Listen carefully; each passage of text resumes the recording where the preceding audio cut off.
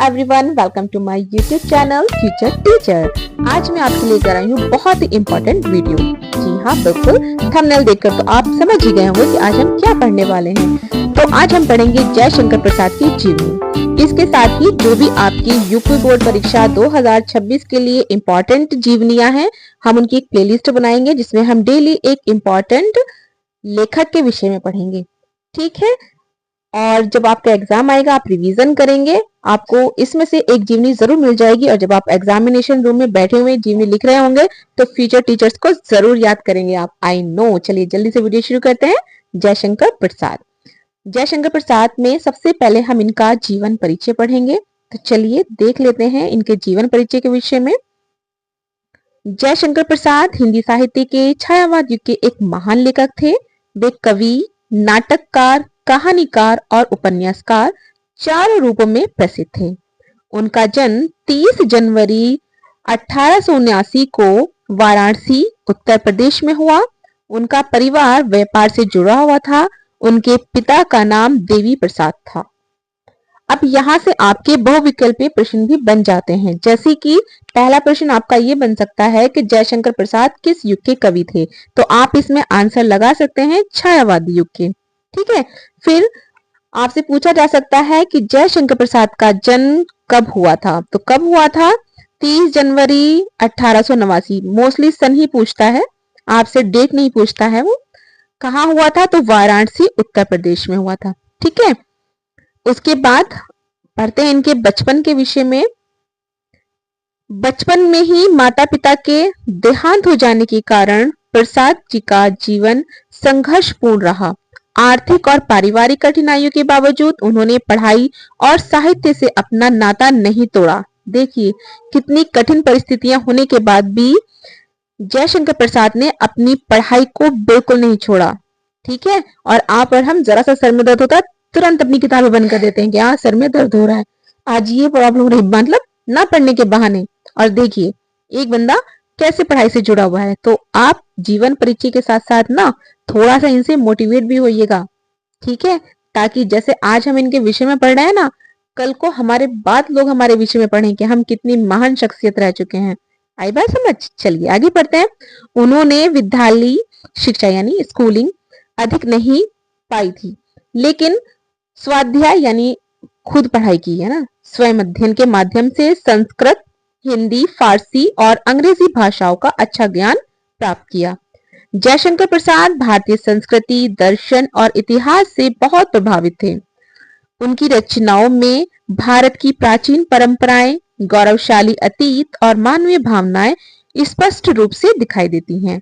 वे छायावाद के 4 प्रमुख स्तंभों में गिने जाते हैं। तो प्यारे बच्चों, ये तो था जयशंकर प्रसाद का जीवन परिचय। आपको एग्जाम में भी कॉपी में ऐसे ही लिखना है।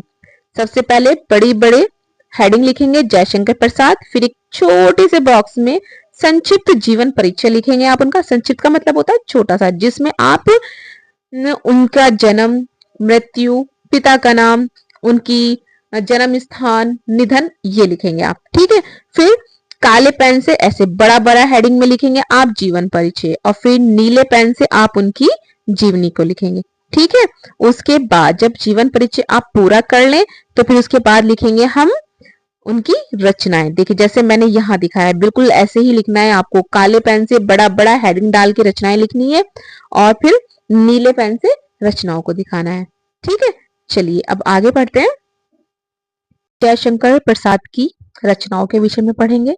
चलिए आइए देखते हैं उनकी रचनाएं कौन सी हैं। जयशंकर प्रसाद हिंदी साहित्य के सर्वश्रेष्ठ हस्ताक्षर हैं। उनकी प्रमुख कृतियां निम्नलिखित हैं। सबसे पहले हम इनका काव्य देखते हैं। इसको काव्य, ये मात्रा आ गई इसमें, आप इसको काव्य पढ़ना, मात्रा हटा देना इसके पास से। ठीक है, आंसू, कामायनी, चित्रधार, लहर और झरना, ये इनके काव्य हो गए। फिर इनकी कहानियां देखते हैं। आंधी, इंद्रजाल, छाया, प्रतिध्वनि, आकाशदीप आदि। उसके बाद इनके उपन्यास देखते हैं। उपन्यास है इनका तितली, कंकाल, इंद्रावती। इंद्रावती अपूर्ण है, ये पूरा नहीं कर पाए थे। ठीक है, उसके बाद इनके नाटक देखते हैं।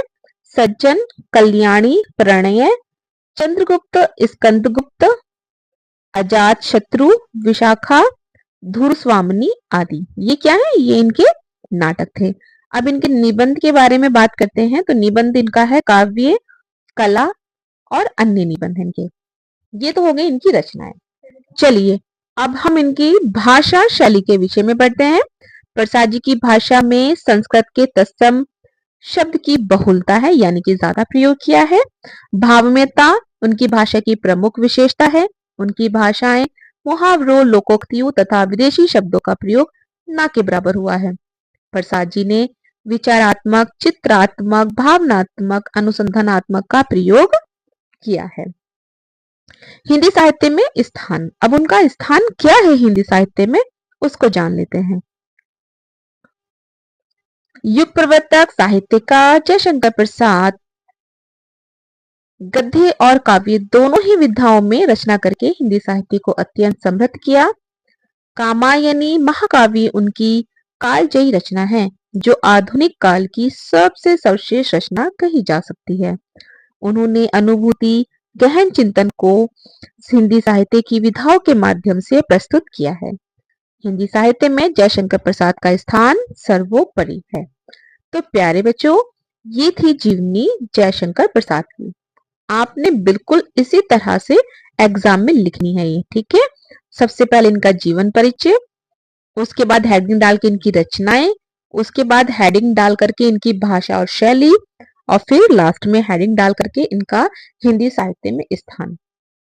आप इस तरीके से अगर इसको लिखेंगे ना, देखिए ब्लैक पेन से बड़ी बड़ी आप हेडिंग डालें और ब्लू पेन से साफ साफ लिखेंगे, तो आपने जो लिखा है वो बहुत ही आकर्षित लगेगा, सुंदर लगेगा देखने में। और जब आपकी कॉपी चेक होगी तो कॉपी चेक करने वालों को जब आपकी राइटिंग अच्छी लगेगी तो जाहिर सी बात है, लेकिन लिखना सही भी लिखना है। ये नहीं कि राइटिंग अच्छी है आप कुछ भी लिख दें नंबर मिल जाएंगे, नहीं, बिल्कुल सही लिखिएगा, अच्छे से याद कीजिएगा और साफ साफ लिखिएगा, ताकि आपके मार्क्स और ज्यादा अच्छे से आए। एग्जाम के लिए आपको wish you all the best, अच्छे अच्छे नंबर से पास हो आप। जल्दी मिलते हैं नेक्स्ट वीडियो के साथ, नेक्स्ट जीवनी के लिए, जो कि आपकी परीक्षा की दृष्टि से महत्वपूर्ण होगी। हम सिर्फ वही लेकर के आएंगे जो आपके एग्जाम के लिए इनफ होगा, ठीक है। जल्दी मिलते हैं, टेक केयर, बाय बाय।